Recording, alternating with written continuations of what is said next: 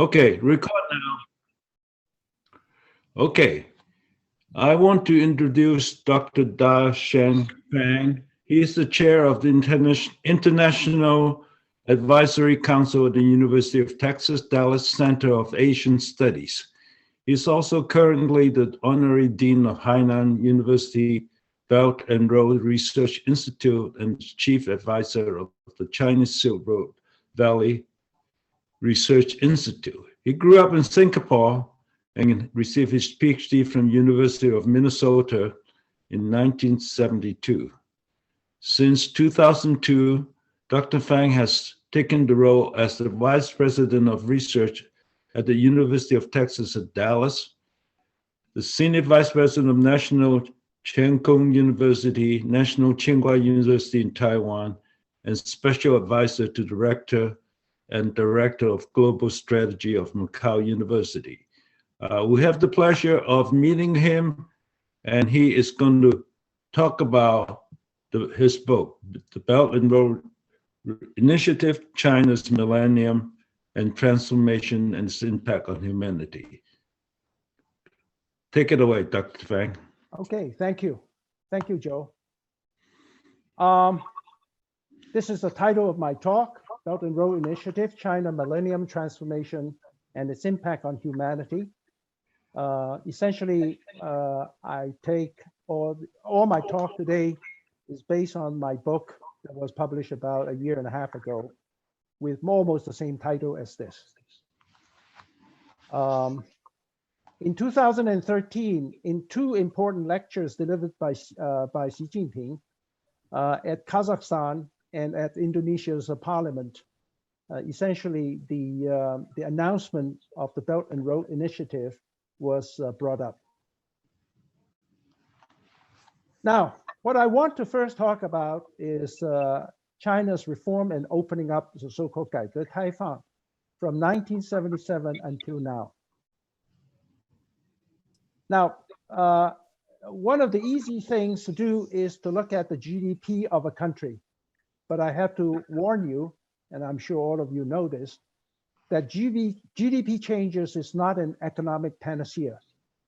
But it definitely manifests a trend of the strength of a country.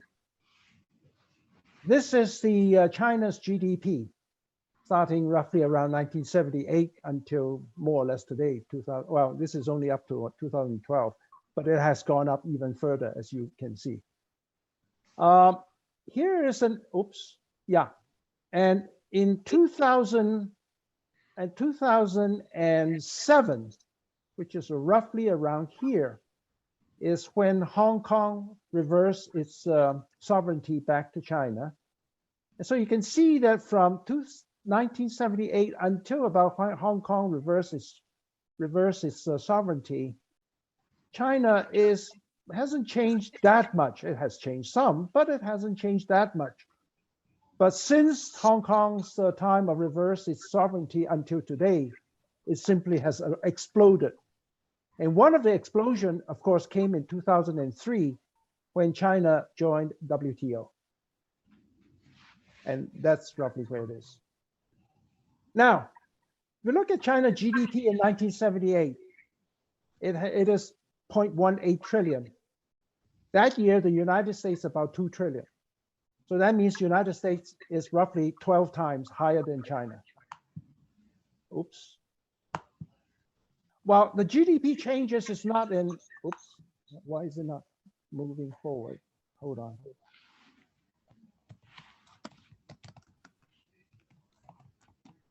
Now, people queue up with ration tickets in those days to buy daily necessities in the 1980s. That's a year, 2 years later, I actually visited China for the first time since 1949. Of course, our family left China in 1949. And I remember that, in fact, I was asking whether I could invite some of my friends in China to dinner one time. And they told me, what do you mean by going to dinner? There's nothing to go out to eat. We only eat at home when we have using the ration tickets. By 1997, when Hong Kong reversed back in sovereignty, China's GDP is around 3.5 trillion. At that time, United States is about 14.5 trillion, which means that United States-China ratio has dropped to about 4.07. And that's the year, as I said, Hong Kong sovereignty reversed back to China. By 2013, why do I pick that particular year? Well, because that particular year is when China surpassed Japan in GDP. China's GDP is 8.5 trillion, while the US is 16. That means US is roughly a factor of 2 now. It's getting closer and closer to 1. And that's the year that China announced the Belt and Road Initiative in 2013. Now, in 2020, just 2 years ago, China is up to 14.7, US is 20, and the ratio is 1.43. My understanding is this year, the year that just passed, China is almost up to 16 now. I don't have the data for US, but I think that this ratio is getting even smaller. So undoubtedly, in human history, this is an unprecedented explosive growth for a country in such a short time. Indeed, 45 years ago, with deep deprivation, massive landmass, population, and a century of humiliation, China started its growth. So for whatever were the reasons, this was too close to comfort for the United States politicians from both aisles, who translated this toxic ambience, what they call the toxic ambience, to the US population today. In fact, that's the year the trade war started by President Trump. I'm sure, and I think I'm pretty sure about this, if Trump did not initiate the trade war, Biden or whoever else become presidents later on would have done so as well. So it doesn't matter whether it's Trump or anyone else. That's going to come anyway. So when China's GDP actually surpasses the United States, which within the next 5, 10, 15 years, depend on who does the calculation, your guess would be as good as mine, what shape it would assume between these two countries. Having trumpeted, no pun intended here, having trumpeted the GDP importance, there's something far, far more important in the present context that I would like to say. And that is how China, in such a short time, since 1977, becomes the trading giant with the nations of the world. In fact, I would like to talk about this a little bit. Let's understand China's economic global outreach. One of the things that something profound had happened without the Western world recognizing it, and that is in 2020, ASEAN, which is the Association for Southeast Asian Nations, surpassed European Union as the top trading partner of China. You can see this orange curve become higher than the gray curve. In other words, ASEAN is becoming very, very important as far as China is concerned, and as far as ASEAN is concerned also. And this trend appears to be irreversible. Here are the projections of the ASEAN growth. It's just going to continue to grow very, very rapidly until about 2030. In fact, this particular diagram tells you the whole story. In a matter of 20 years, China poll voted to become the top trading partners with nearly all the countries in the world. In 2000, this is the color of China and so on. You can see a few countries in Central Asia, and a few countries in Africa, a very small number in Latin America. In 2020, except for North America, it's literally everywhere for China as the major trading partner.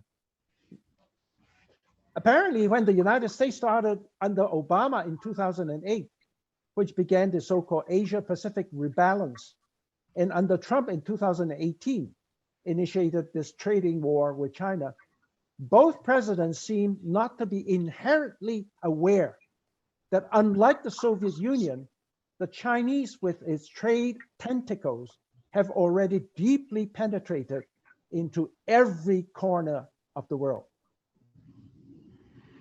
Now, let me talk a little bit about the current status of the BRI. Now, you have to know that my current status is before before what happened to the Russians entering into Ukraine. So I can say a little bit more, but there will be my guesstimation as to what the Ukraine issue will have impact on BRI later on. Or someone could ask that question, and I'll give you my guess. Apparently, when the United States started under Obama,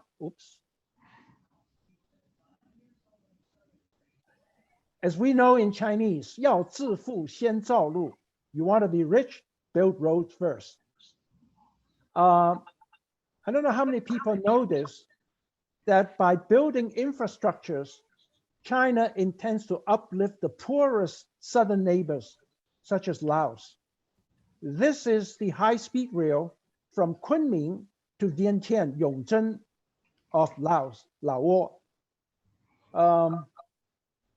China just completed, as I say, under the BRI auspices, a 1,000-kilometer high-speed rail from Kunming to Vientiane. And this part, the part that going from Vientiane to Bangkok, is also under construction, as well as the part from Bangkok to Phnom Penh of Cambodia is also under construction. The part that is going from Thailand down to Malaysia, but the Malaysian part is also heavily under construction. So what does that all mean? And also the fact that we're talking about humanity sharing common future, 人类命运共同体, that's constantly reiterated by Xi Jinping. So as of June of 2021, there are now 140 nations and 32 international organizations that have signed the BRI cooperative agreements with China. It's all over the world now. These are very important data. A total of 27,000 new enterprises have been established in China by BRI roots countries with an investment around $60 billion US. From 2013 to 2020, the cumulative turnover of Chinese enterprises contracting projects in countries along the BRI route has reached about $640 billion US. By the end of 2020, which is already passed, the cumulative investment in overseas economic and trade cooperation zones by the Chinese enterprises is around $40 billion. The BRI investment has paid more than $4.4 billion US in taxes and fees to the host countries and created 330,000 local jobs for the local countries. You know, I don't know if people have heard of this. Eric Dirksen purported have said that $1 billion here and $1 billion there, and pretty soon you are talking about real money. Now, something else has happened. Interesting, you know, when my book came out about 2.5 years ago, the sales in North America went nowhere. Essentially, there are very, very few people buying it. And something happened last year. And this is what I call imitation is the sincerest form of flattery. George Bernard Shaw said, imitation is not just sincerest form of flattery, it's the sincerest form of learning. You probably knew that a year ago, the G7 meeting took place, and the Western view regarding BRI suddenly changed because our president actually said that he wants to do the democratic form of the BRI. And US will take care of Southern and South, Central and South America. Japan will take care of Asia, and European Union will take care of Africa. Ask yourself this question: will the United States be willing and able to assist its southern poor neighbors, such as Honduras, Nicaragua, and so on, to improve their infrastructures, to uplift their economies? Will they do that? I think the answer is pretty clear. However, there's also severe Western criticisms of the BRI in the last 10 years. One of them is the so-called debt trap, 债务陷阱. This is a very complex issue. I want to talk about one particular one, which is the Western criticisms of BRI of the Sri Lanka port of Hambantota. It's a huge port where China is helping Sri Lanka to build it. And of course, the Western criticism is that China is simply giving lots of loans to Sri Lanka, and then now, of course, that Sri Lanka couldn't pay back, and China essentially had everything, well, stranglehold Sri Lanka. Well, there are two outstanding researchers, both in Johns Hopkins and Harvard, fantastic two ladies, Deborah Browning and Meg Rickmeyer. They wrote a very, very substantial article in Atlanta, which the title is "The Chinese Debt Trap is a Myth." In fact, it says that the narrative wrongfully portrays both Beijing and the developing countries it deals with. And here is the link. If you're interested, you can get the link and read what they say. It's very, very interesting. Basically, here are some of the things they say. In 2018, former Vice President Mike Pence called it the debt trap diplomacy, a phrase actually he used throughout the last days of the administration, and the evidence of China's military ambitions. And they also say the following: the events that led to a Chinese company's acquisition of a majority stake in the Sri Lanka port reveal a great deal about how our world is changing.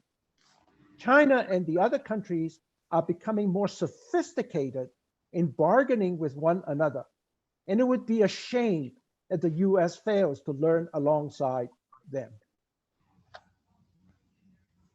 One of the Sri Lanka's greatest chroniclers, Michael Onatji, once said, "In Sri Lanka, a well-told lie is worth 1,000 facts, and the debt trap narrative is just that, a lie and a powerful one."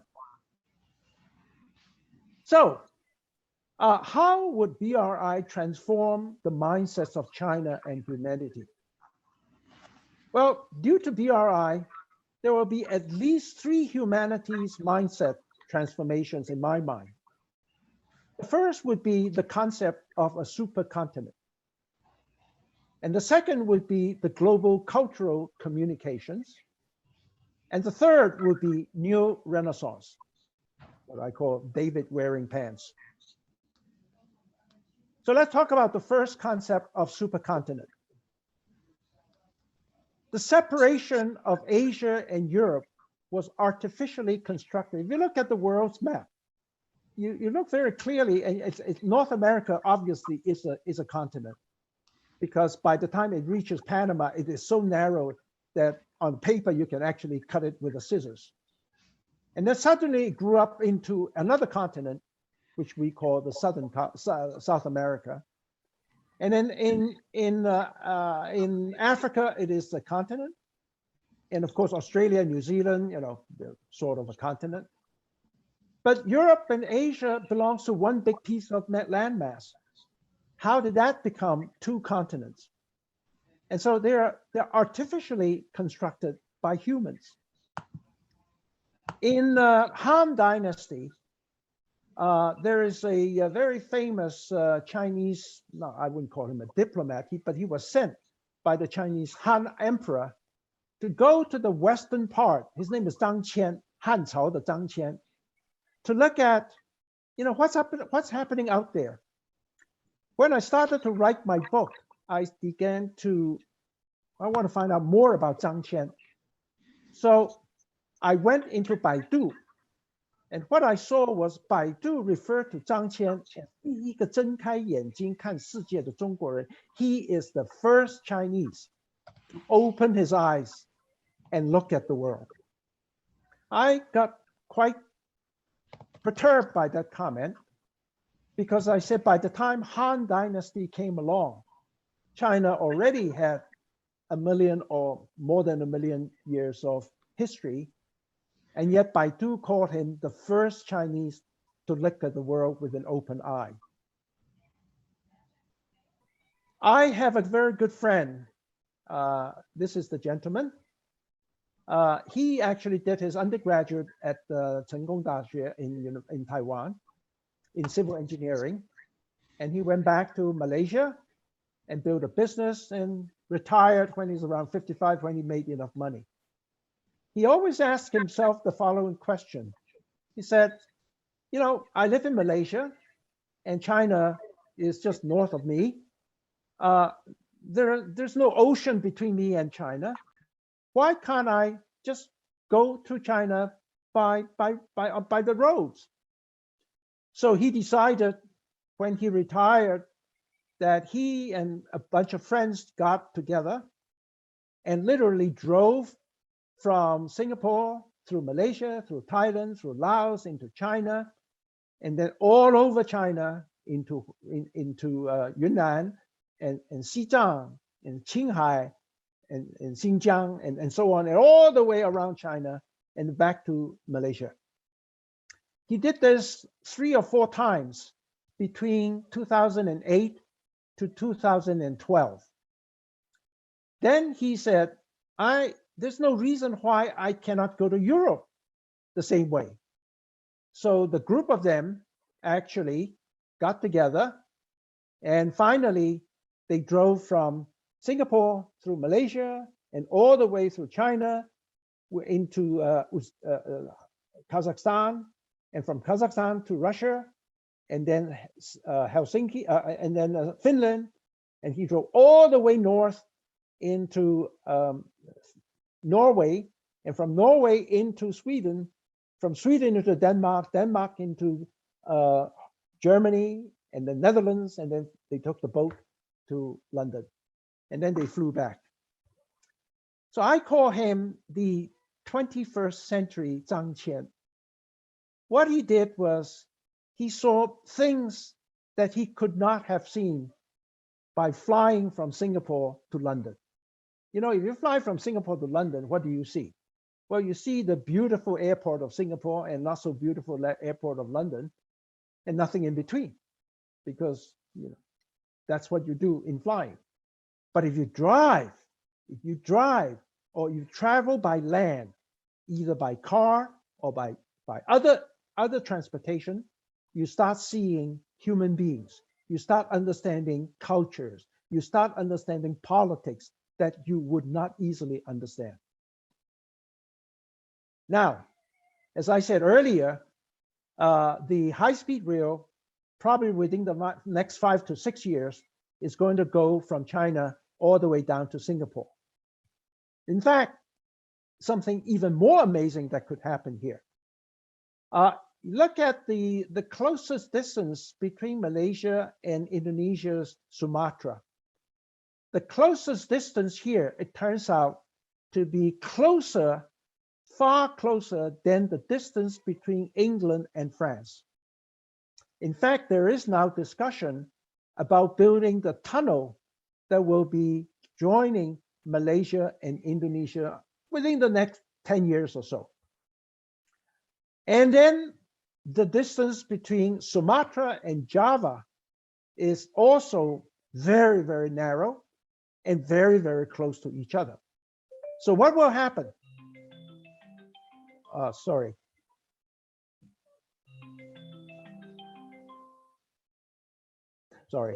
What will happen is that having constructed over 40,000 kilometers of high-speed rail in China, China is now known in the world as the infrastructure maniac, 基础设施狂魔.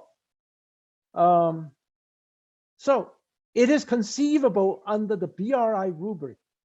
One could, within the foreseeable future, 5, 10, 15 years, you can, hold on, I'm getting calls. It is conceivable under the BRI rubric, one could, within the foreseeable future, take a high-speed rail from Surabaya in Indonesia to London. Oh, I'm sorry.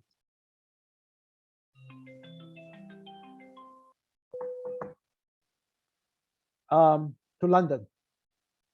Now, if infrastructure and travel like this becoming the new normal, which is also the goal of BRI, supercontinent reality is within reach.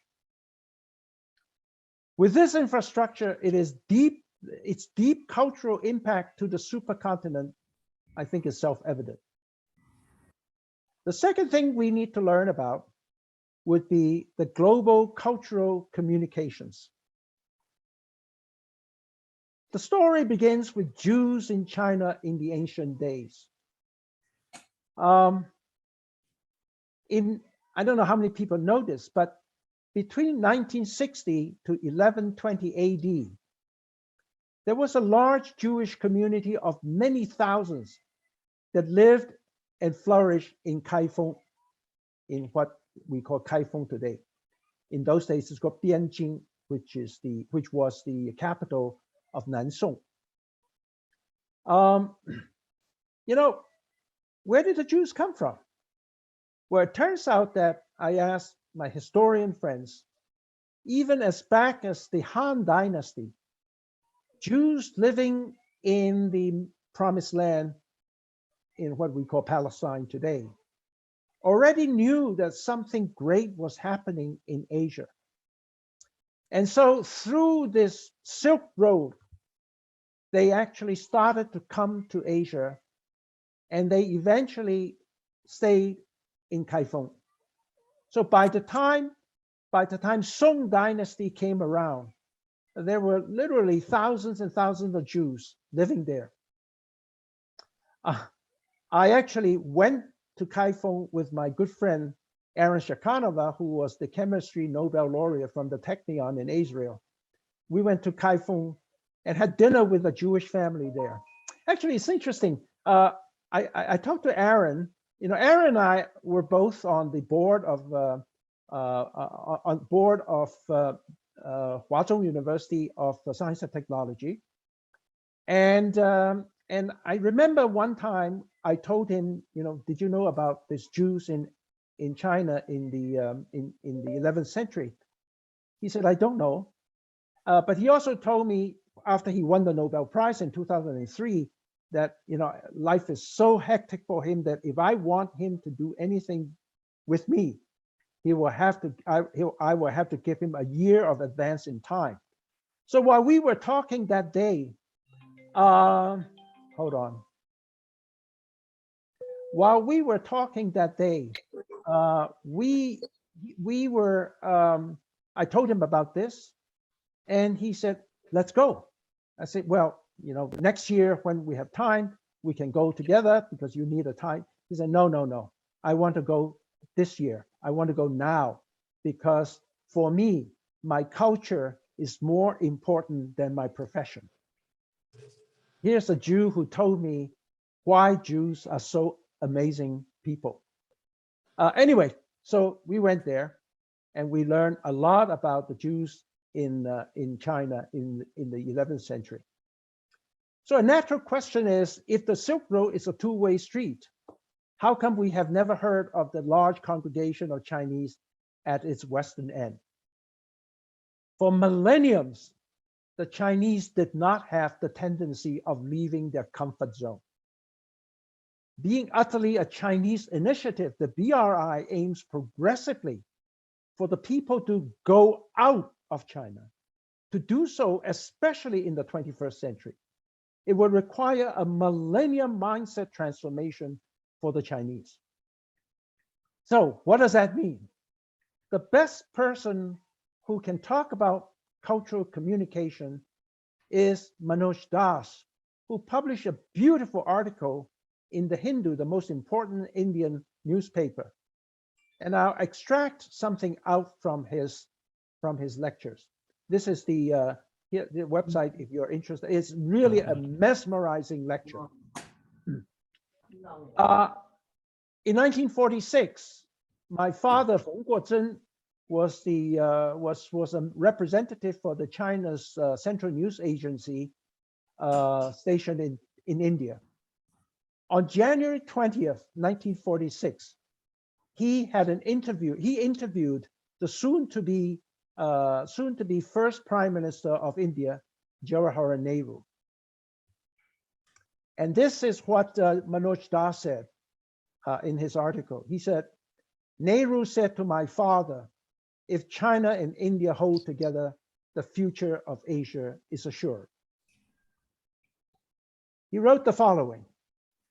This is his words. We in India have debated as much as Asian countries have about issues like the desirability of Western influence on our culture, its inevitability or otherwise, and the relation between tradition and modernity. Like the May 4th movement, 五四运动 in China, which championed Western values and ideals in the 1920s, we too had voices against our traditions, and they were given a reasonable hearing. An exchange and experience of this kind would no doubt be highly educative. For quite some time, Indian literature for the common Englishman meant what Rudyard Kipling and the like wrote. For long, India's window, as well as that of the West on Chinese life, has been pearl as Buck's good earth.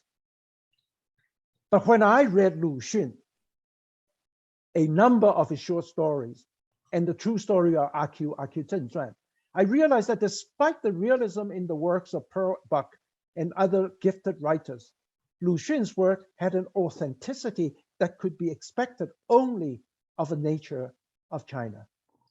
I, namely Manoj Das, do not propose to display my meager knowledge of Chinese literature here, but what I propose is a strong and well-planned Academy of Asian Literatures to take care of the great need to know one another, And who could take up effective step in that direction? For me, the answer came from the first Prime Minister of India, Jawaharlal Nehru. This holding together need not be confined to diplomacy. It can, by all means, be a psychological force that can work wonders in the realms of creativity. These words, to me at least, are the best to paint the inherent picture of what cultural communication is meant. Third, I want to talk a little bit about neo-Renaissance. Well, as physicists, of course, some of us are physicists here. These are all well-known people. In 1926, there's a very famous conference in Solvay where the quantum mechanics was firmly established as a scientific discipline. This one is Einstein, and so on. You can see all these great names here. These small group of individuals were able to think out of the box and transform humanity to a new form of existence, even as common as our Huawei cell phone, which some of you must be holding, could not have happened without the accomplishments of these individuals. The fundamental and profound contribution of the Renaissance is to eliminate human ignorance and introduce innovative way of thinking for the benefit of humanity. When Asians and Europeans firmly establish a supercontinent mindset, there's every reason to believe that it shall induce a new Renaissance. Unfortunately, something rather bad is happening in the United States at the moment.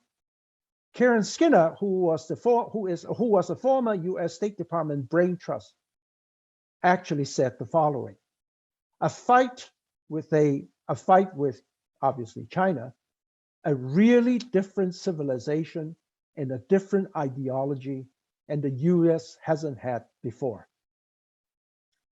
A clash of civilizations, as Samuel Huntington used to say, the fundamental source of conflict in this new world will not be primarily ideological or primarily economic. The great divisions among humankind and the dominating source of conflict will be cultural. Nation states will remain the most powerful actors in world affairs, but the principal conflicts of global politics will occur between nations and groups of different civilizations. The clash of civilizations will dominate global politics. The fault lines between civilizations will be the battle between lines of the future. As we know, we now have the new challenges, global challenges. One would be the climate change, nuclear proliferation, and stupidity of human beings. It is quite apparent that Eastern and Western civilizations by themselves appear to be incapable of mitigating humanity's current existential challenges. This is why I have come to the conclusion that humanity, however divided they are, must at the core level come together. This is why I gradually concluded there's something as grand as the Belt and Road Initiative in all,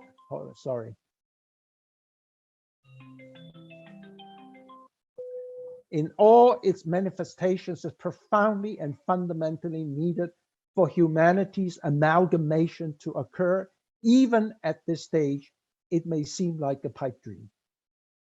Since the BRI will cause and has caused a profound humanity transformation, it will instigate a change of the global rules of the game. For China to be successful in the BRI, paying meticulous attention to cultural communications, not just within China, but with all civilizations, is not a luxury, it is a must. The BRI success cannot and should not just be a Chinese success. It must be a success of humanities. Thank you. Thank you. I think it was a very comprehensive coverage of the BRI, its history, and also where it would go. I have muted everybody because of the number of participants. If you have a question, please put it in the chat room, and then I'll look at raise your hand, or raise your hand. Or raise your hand. Well, I'm unless if you stop sharing, then I can see everybody. Otherwise, I cannot see. Some of them do not show the face. So the chat room is a good thing. And also, okay, as the moderator, I got the privilege to ask the first questions. Long before Christopher Columbus and Vasco da Gama sailed the world, would you stop sharing so that we can see? I don't know. I don't know how to stop sharing. Oh, stop. Yeah, sharing. on the top of the screen. Okay, now we see more people. I stopped it. Oh, okay. Good. Okay. Good. Great. Okay. Great. Okay. Long before Columbus and Vasco da Gama, there was a Silk Road, and China sailed around the world under Admiral Zheng He. I think that's how. Zheng He. Okay, my Mandarin is terrible. Cantonese will be Jian Wo. Okay. And then, of course, after the Industrial Revolution, with the seafaring countries, small country like Spain, Portugal, the Netherlands, Holland, and eventually, they sail everywhere. And after the Industrial Revolution, when they can, because of the technology, they were able to colonize most of the world. My question is, China has the Silk Road. Now we are building the Silk Road because of the landmass of Asia going through Europe and eventually to Africa, because all Afro-Euro-Asia are all basically tied together. China is countering, centuries of being in the dormant phase. They're waking up, and the AIIB, the Asia Infrastructural Investment Bank, and BRI are some of the tools that China is using to have this renaissance.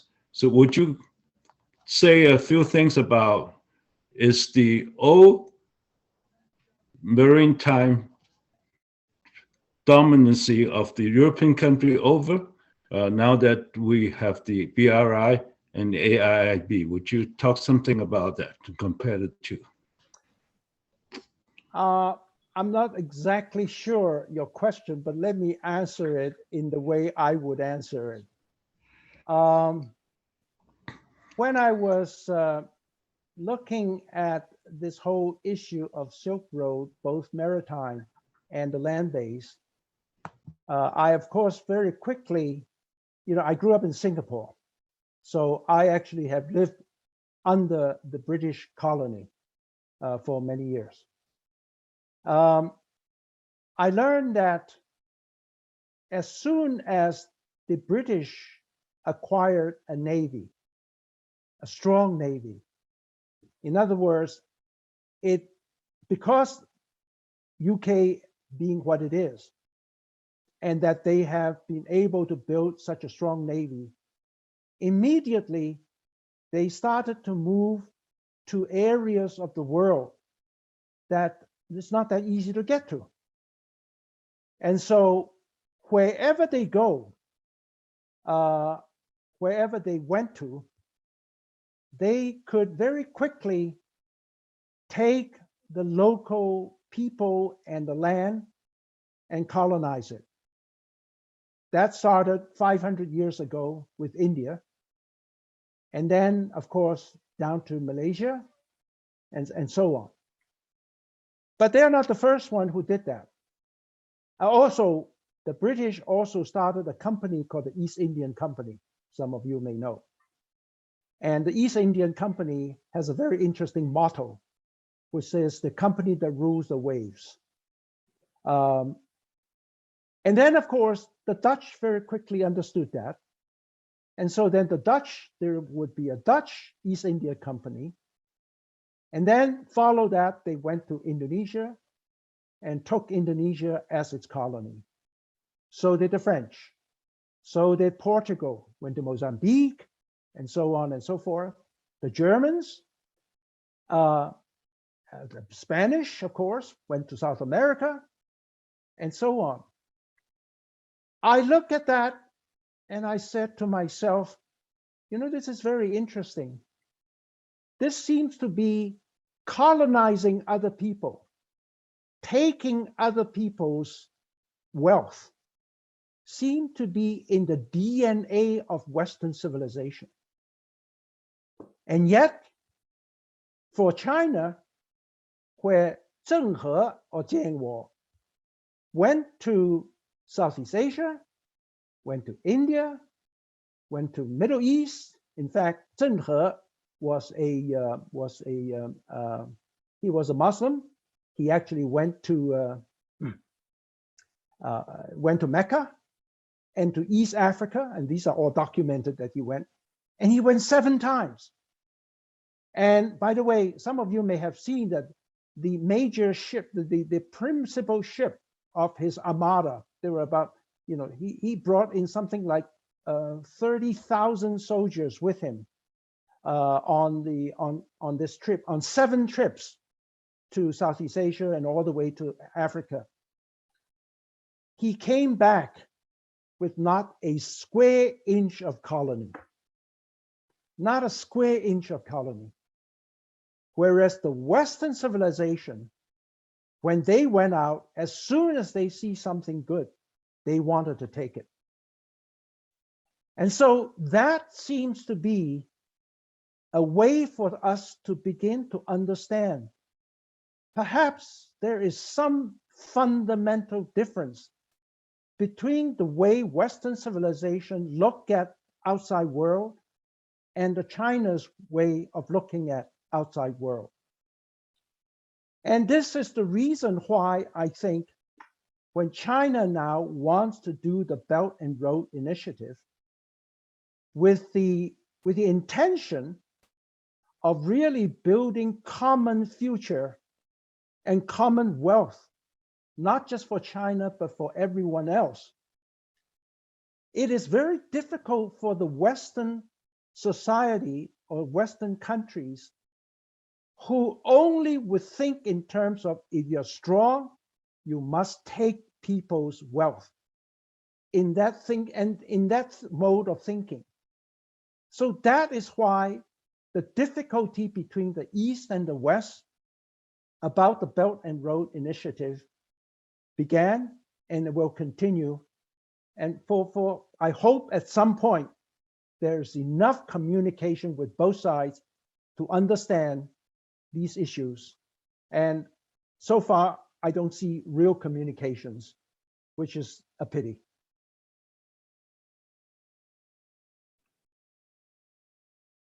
Joe and Ken Fong has a question. no, Claire has a question. Okay, sorry. Oh, I can wait. I can wait. Thank you. No, go ahead. Let Zelinsky decide who should be asking. All right, thank you. Where are you? I don't see you. I want to see your face. I She's on the second page. Please move to the second page. Okay. I have my video on. Yeah, thank you. I got it. I see you. Yeah, very good. Go ahead. I was one of the list. Yeah, thank you, Professor Also, Fang. tell people who you are and where are you. Sure. My name is Claire, and my Chinese name is Xing Qingqing. I'm from HKUST Guangzhou, and currently I'm based in Guangzhou Nansha. And HKUST, just before your talk, you mentioned your friendship with our founding president and also the friendship with our current president. And that is why after we got some of the information about your talk and your book, we have some of the colleagues who are interested in listening to your lecture. And I think we have at least one colleague here right now, Judy, who's also from our university. And we very much appreciate your talk, Professor Fang. And I really like the three ideas that you proposed. I'm especially interested in one of them that you mentioned, New Renaissance. And since you yourself is a very famous physicist, I think you must have a lot of insight into how BRI can further improve the scientific communication for people or scientists from different parts of the world.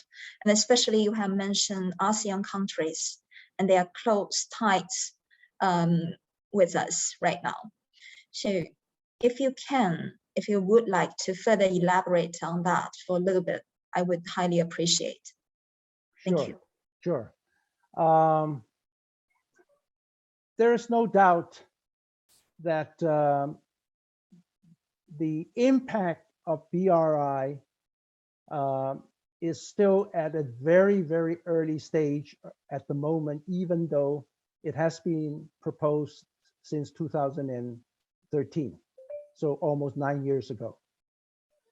I think that its full impact is still to be felt because as most Chinese effort, one is not talking about a few years, but is talking about maybe 10, 20, maybe even a whole century. Now, why am I particularly interested in Neo-Renaissance? Neo-Renaissance is important because we learn from Renaissance. The reason why Renaissance was so important isn't just because Newton invented classical mechanics or whatever else, or Copernicus showed that Earth is not the center. It is that it gave people a way of thinking that is out of the box. At the moment, because we are all trapped in our own civilizations, whether it's Eastern civilization or Western civilization, we are unable to really think out of the box. Well, for example, the issue of climate change would require scientific and technological innovations that probably we have not done yet. You know, I remember Thomas Friedman one time gave a lecture to a bunch of famous university presidents somewhere in Colorado. These are all presidents of Harvard or Yale's or so on. And I remember he said the following to those presidents. He looked at them and said, I'm sure every one of you will tell me you're doing fantastic work, research in green technologies and so on and so forth. Am I right? And all the presidents nod their head. And he said, do you know one thing? The earth is still getting warmer. In other words, whatever you have done either is not enough or maybe not correct. Therefore, just doing research the way we have been doing may not be enough. We may need to pool civilizations of totally different form of thinking. It's clear that the Eastern civilization and the Western civilization think about things in a completely different manner. We need to pool people of this sort of different thinking together in order to create a think out of box solution for mitigation. Now, the problem right now is that we don't have a lot of time. We are facing some serious challenges. You know, in 1993, when President Clinton was running for presidency, he had one of his people had a famous line, say, "It's the economy, stupid." You know, some of you may have heard this before. Well, today, my friend, it's the climate change, stupid. Nothing can be more important than that. If I am not even convinced at the rate we are going that we will see the world as it is that we are familiar with in the 23rd century. So I think that if the universities of both East and West, once they come to the idea that we are really a major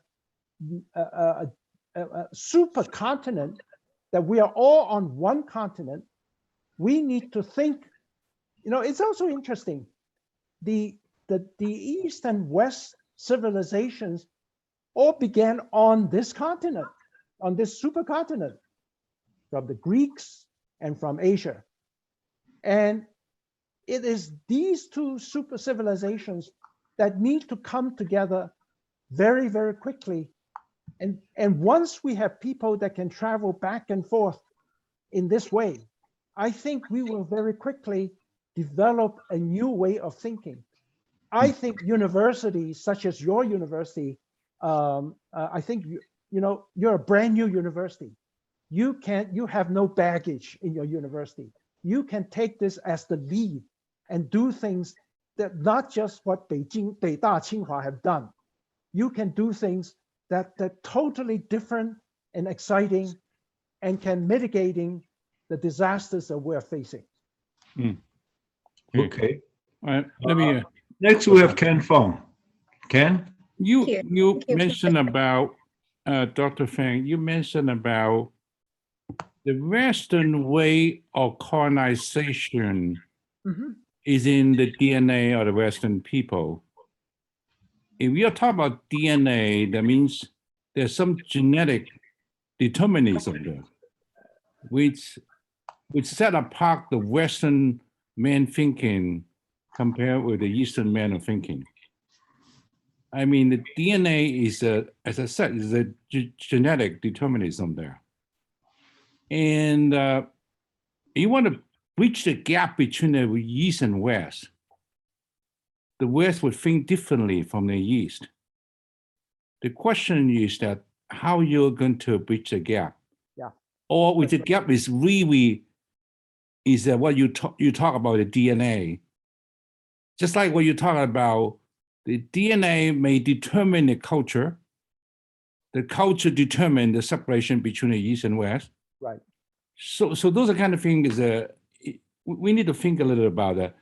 If you want the West to believe in the BRI, you almost have to demonstrate it beyond a doubt that this is a good thing, this is a success story. So you have to prove beyond a doubt that the West would follow you. Otherwise, they are not going to follow. Creating all those kind of thing that you mentioned about, right? To actually make it difficult. So would you elaborate a little bit on these kind of thing? I'm not quite sure that's an easy answer or not. Oh, certainly that's not an easy answer. By DNA, I don't mean physiological DNAs. I mean mental way of thinking, the structure of thinking. As I said, I told many people recently that if I have a choice, if I have the opportunity to become young and study again, you know what I will study? I will not study theoretical physics. I will study literature. I will study comparative literature. Why am I interested in comparative literature?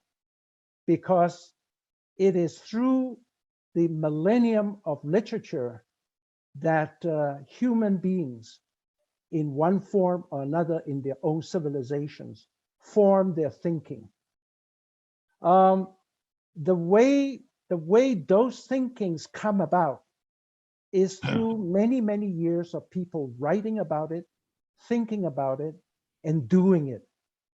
For example, if you look, I said earlier, why is it that the British and the Dutch, tiny little countries like Dutch, Portugal, well, maybe France and Germany, not so small, and so on, all takes colonies elsewhere? There must be some common way of thinking in their mind that this is the way we do things. And I think that the reflection of this way of thinking, which I maybe should not use the word DNA, but the way of thinking really came from many, many millennium years of thinking about how to deal with human beings that you're not familiar with. And I think that's why it is important. Manoj Das says that we need to set up an institute for study the common literature. And I didn't understand it the first time when I read it. I do now. I understand deeply that this is what we should be doing. In fact, I was talking to some of my friends who are presidents of Asian universities. I said, somewhere in Asia University, we need to set up a bunch of such literature studying institutes so that people can understand East and West way of thinking in a complex way. Okay, so that's one way. As far as what the BRI can or cannot convince the Western world, well, in a sense, they already have. After all, Biden already said, we're going to do a BRI too, except I don't call it that. I call it Build Back, what is it?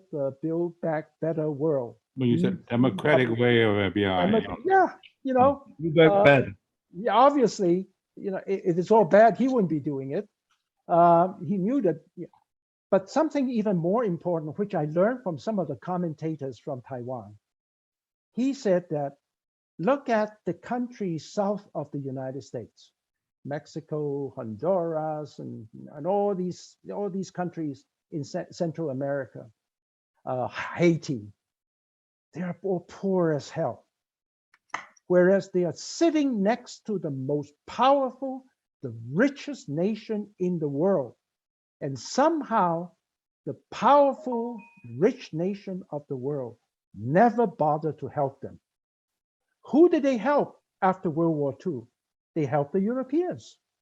They call the Marshall Plan. They're more than happy to spend money to make sure that the Europeans uplift itself from devastation. But they never thought about helping their neighbors in the southern part. But see what China is doing with the Belt and Road Initiative. Everybody is saying that China, you're stupid. What are you doing building a high-speed rail to Laos, the poorest country in ASEAN, the poorest of the poor in ASEAN? Well, the reason why they're building it is because they want to make sure that the poor neighbors of theirs in China will also one day be as well off as China, so that the kind of border problem we have in the United States at the Mexico border would not be happening in China. And in fact, I said, unfortunately, would the United States build infrastructure to help Honduras and so on, for them to be economically lifted to the point where they can actually work together with the United States for the betterment of humanity? I don't think so. At least I haven't seen any evidence that will happen right now. So I think that, again, there are deep differences between the Eastern and Western mindset. And I think that if we can really put these different mindsets together, then the Western mindsets, there are superior thinkings too. And the Eastern mindset may be different, but also put these together to eliminate the bad thinkings and create even better thinkings for the world. I think it will be good for the world. So this is what I hope. This is what my whole book was written for that purpose. Thank you. The next question will come from Lu Peng Yu, and then after that, Wilson Chu. Thank you. Thank you for your presentation, Professor.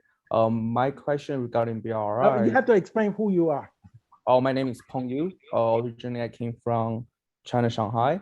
Right now, I'm located in New York City. I'm working in a small consulting firm. And I just graduated from New York University on global affairs. Oh, wow. Yeah, and happy to be here. Actually, my thesis was about BRI as well. So I did research regarding. You should be giving the talk, not me. No, that's no. But thank you though.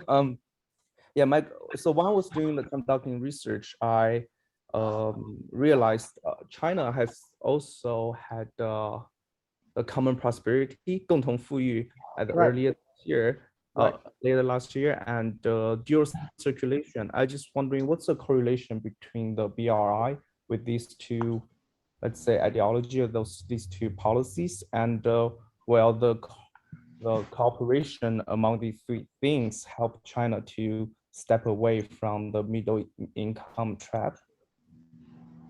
Thank you. Well, there are many economic issues you're talking here.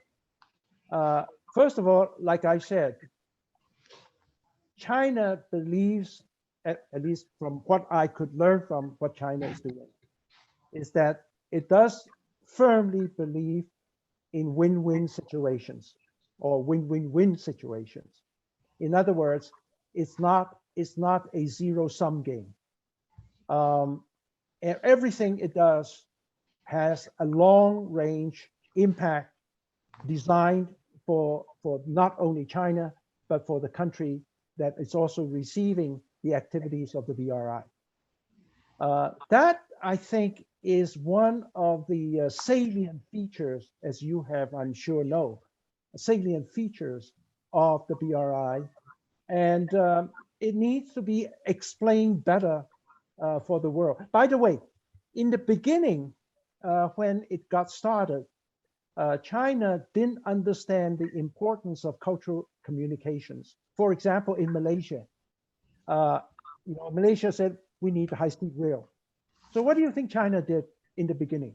Well, China said, okay, we'll build a railroad for you, but we'll do it the way we do it in China. Namely, we have by then a whole cadre of workforce that is so sophisticated and so well trained that they are going to do this. So they imported all the workers to Malaysia. And when they import these workers to Malaysia, they said that, well, you know, we just want them to make them as comfortable as possible in Malaysia.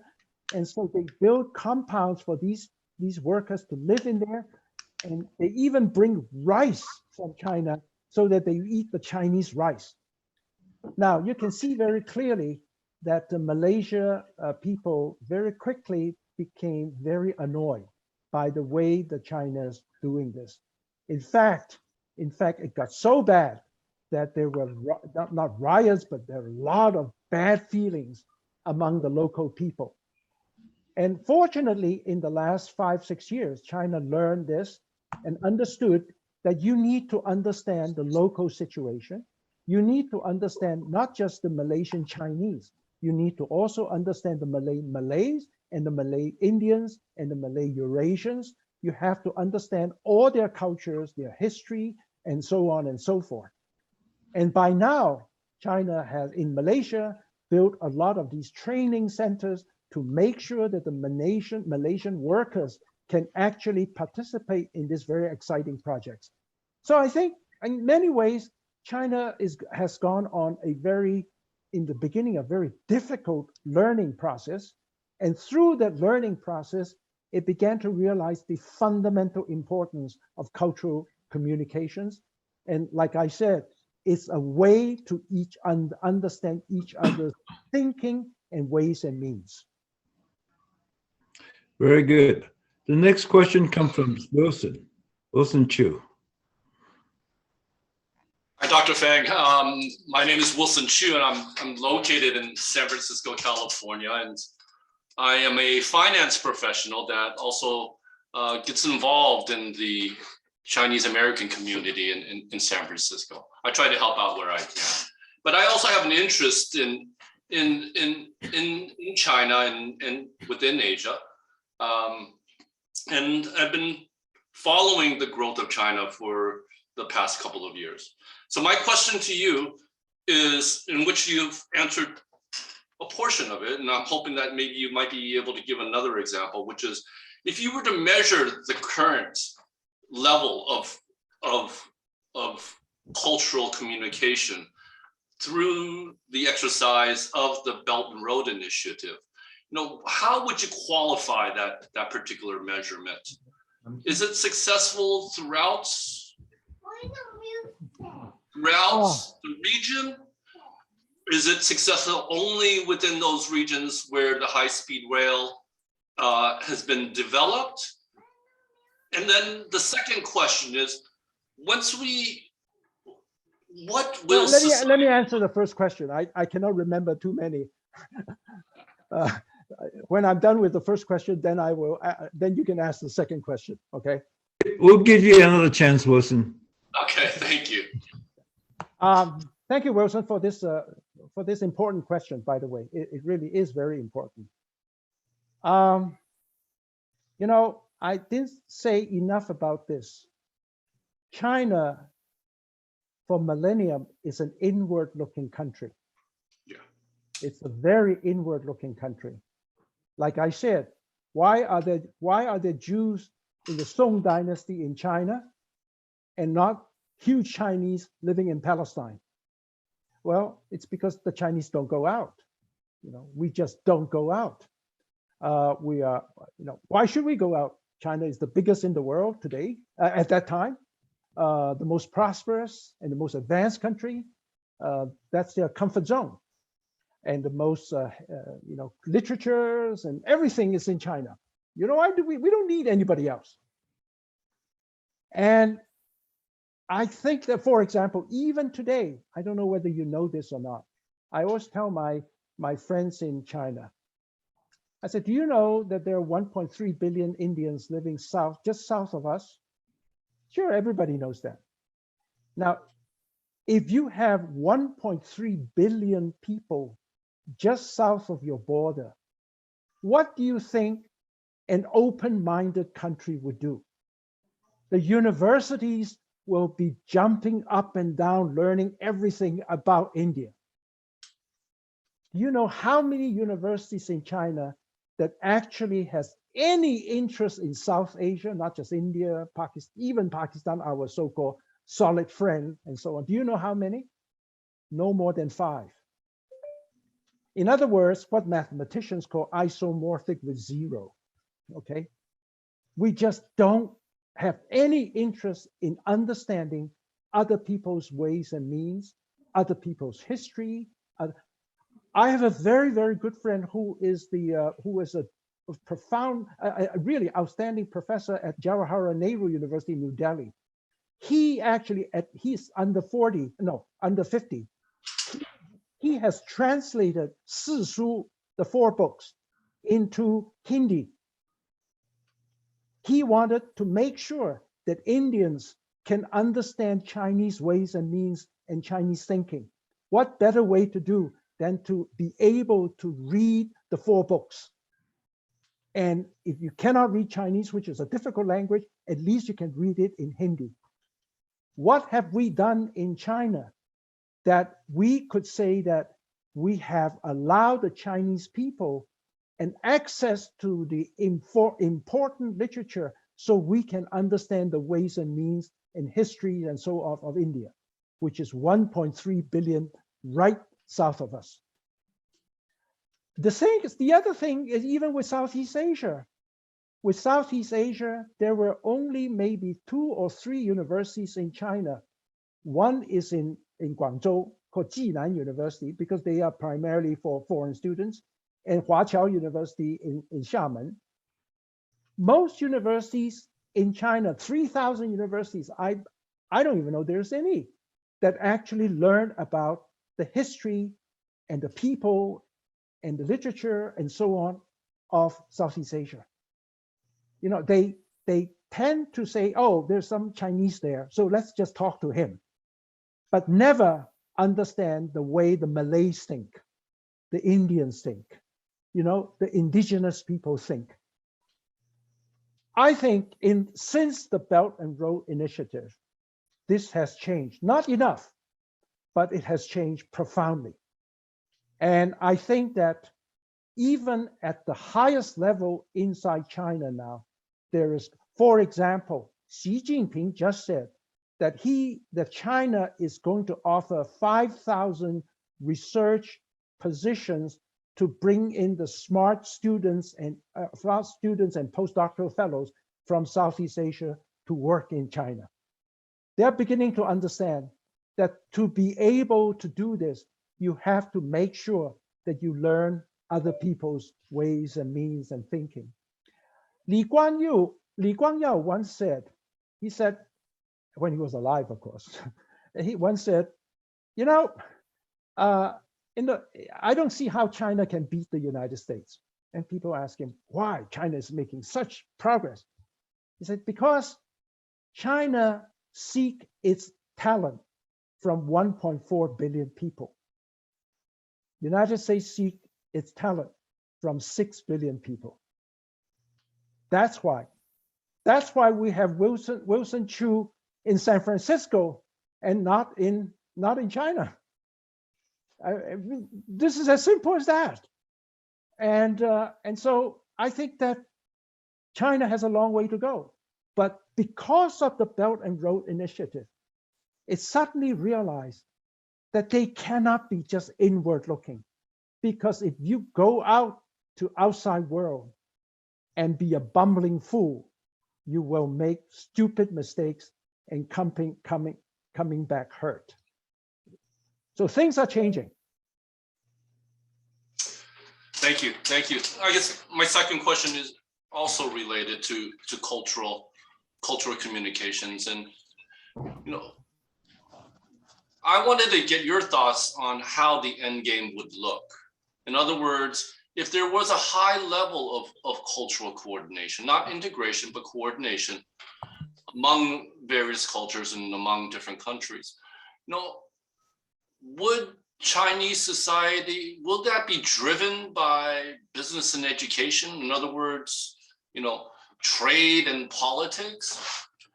or will it be a combination of both? At what time can we say that this is the optimal time for a high level of cultural communication? This is a very difficult question to answer. I will try my best, but we can perhaps first look at the United States and ask ourselves, has the United States reached that level?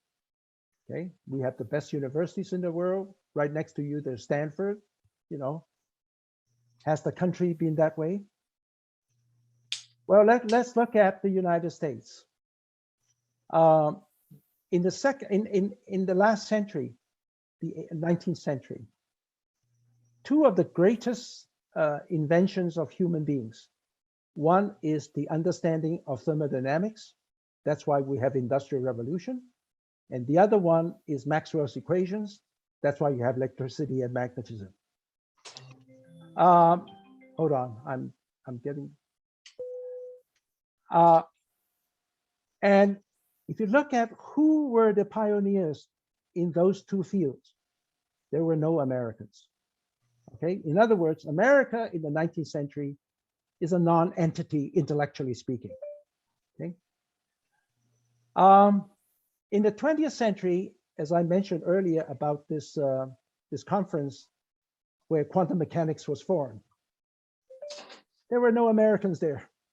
Okay. But there's a book that we all should read. It's called Hitler's Gift. It tells that because of Hitler, the European intellectual powerhouse literally was transplanted lock, stock, and barrel to the United States in a very short time. Why? Because the United States at that time was a castle protected by a moat called Atlantic Ocean and Pacific Ocean.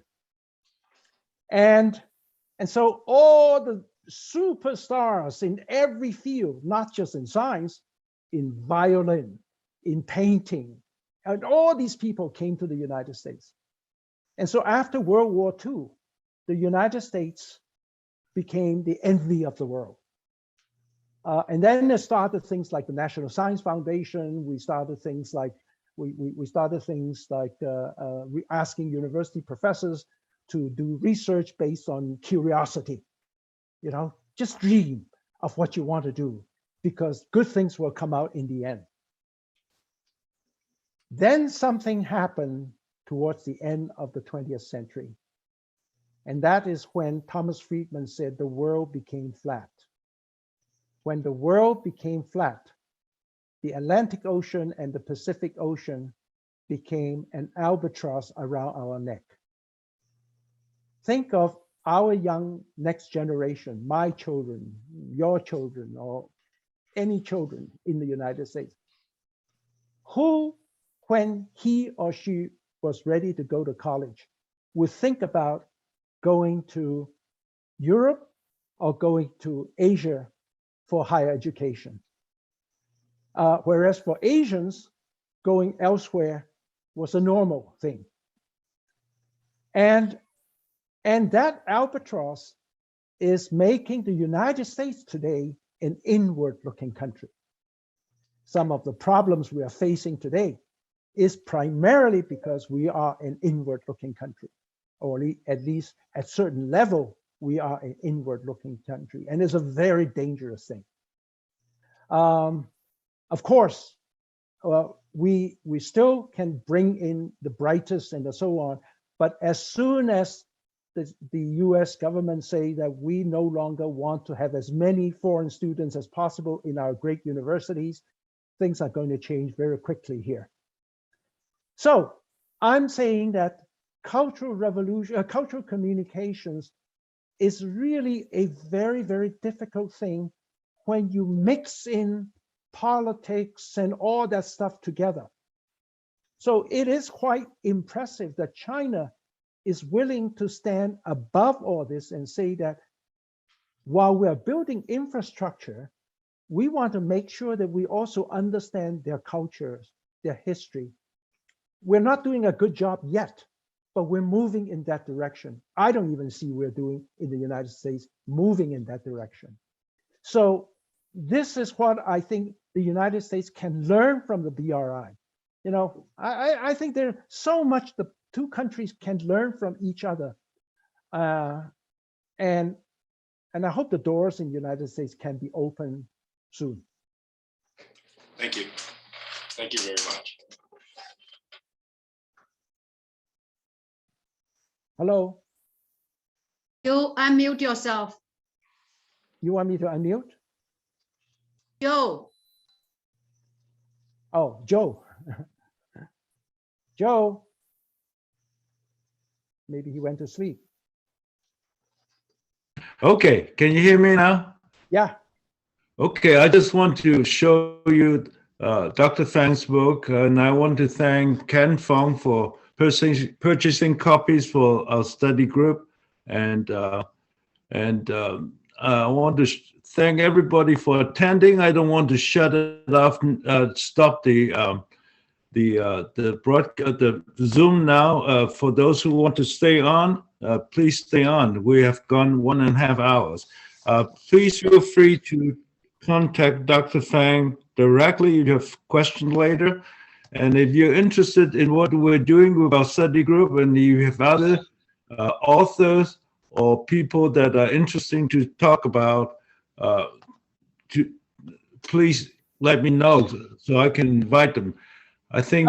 By the way, anyone interested, you can send emails to me. My email is very simple. It's my name, Dashwan, DAHSUAN @gmail. Okay. Okay. We are the relationship between China and United States is most important. As Chinese American, we have the duty to make sure that the two countries can understand each other. So that's why the study group. So you can contact me through joelwong@comcast.net. I'm sure that since you know how to get onto this Zoom session, you probably have my original email somewhere along the line. So feel free to contact me.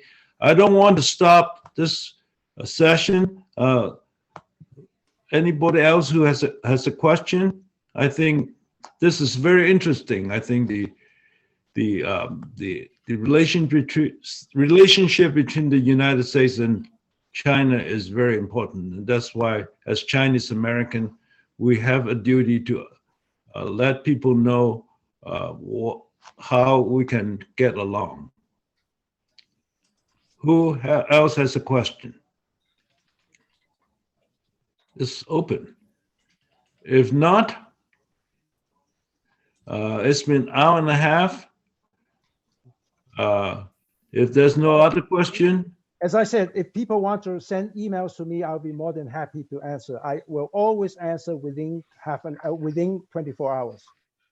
Okay. He seems to not to sleep most of the time.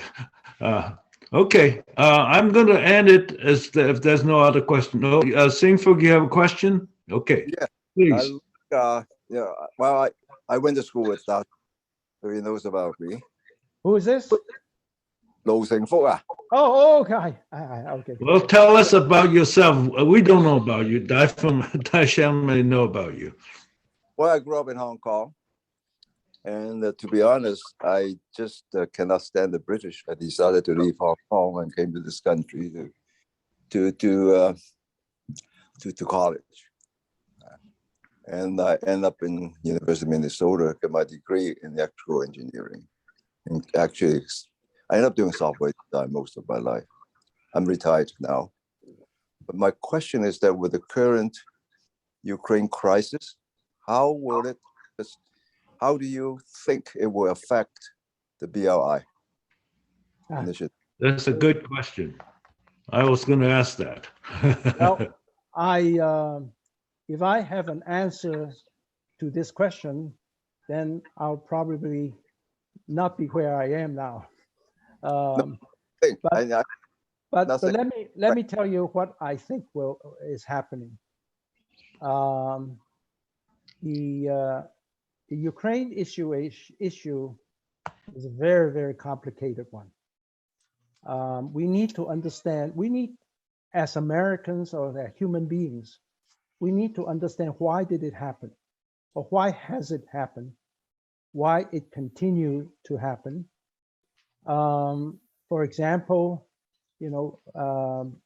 is it just simply that Putin is a gangster? That's why he likes to bully people, or there are deeper reasons to it. It is difficult today because of the Western media, one-sided Western media, it's difficult to get the full picture. I would recommend everyone to go to YouTube and listen to some of the profound analysis about this situation coming out of Taiwan. There are some remarkable, intellectually strong people there that could give you a much better picture of what's happening in this conflict. Okay, how it will happen, how it will affect the BRI. Perhaps I'm an eternal optimist.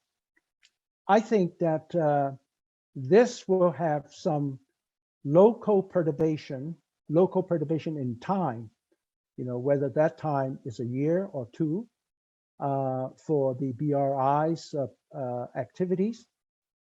But I think in the long run, it will not have much impact on it, because all the countries in the world understood very clearly now, after almost 10 years of the BRI, that the BRI is there to create wealth, mutual wealth, not only for the country, but for China as well. And that more and more people like Elizabeth, Professor Braudingen, as I mentioned, there are more and more such individuals that can come up and really talk about the issues very clearly so that people understand. It's unfortunate that the media today is so biased to the point that it's hard for people to really get a full picture. I lived in Asia for 10 years, and it was only then I began to realize that there are different ways of looking at things. Had I not gone to Asia for 10 years, I think it would be very difficult, at least for me, to fully understand what is happening in the world as we know. BRI, I think, is going to be there. I think Southeast Asia will be a very exciting place that is happening. I can sense it from my friends whom I went to school with as elementary school. The way they talk about BRIs from 10 years ago to today, I can sense their change in tone. So I am very, very optimistic that this will continue. And the other thing, by the way, you should all go to Braudingen's lecture on Africa. She is also an African expert, where she spent 30 years doing field research in nearly every country in Africa, specifically looking at what China has been doing ever since China's 改革开放. And so there is a huge amount of information out there that we need to open our mind and begin to learn about it.